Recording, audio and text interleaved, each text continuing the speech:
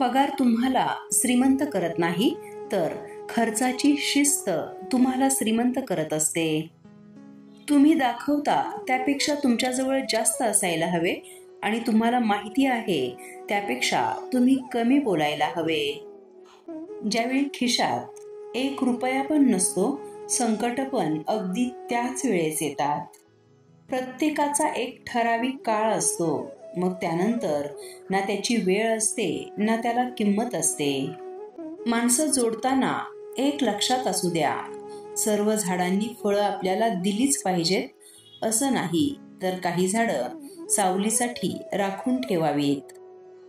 सुख हे उमलणाऱ्या फुलासारखं असावं, जे दररोज उमलत राहावं, आणि दुःख हे गळणाऱ्या पानांसारखं असावं, जे क्षणात निघून जावं.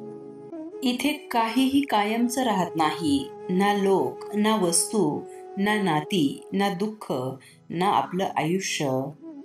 सगळ्यात जास्त घाई वेळेलाच असते, कधी निघून जाते हे कोणालाच कळत नाही.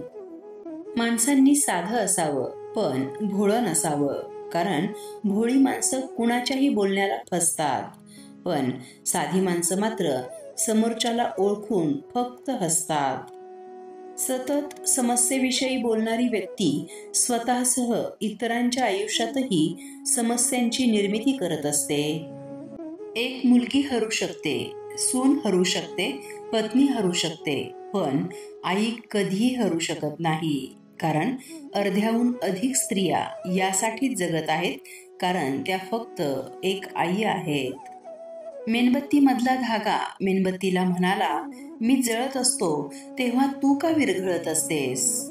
मेणबत्ती म्हणाली, ज्याला हृदयात जागा दिली तो सोडून चालला असेल तर कोणाच्याही डोळ्यातून पाणी येणारच ना.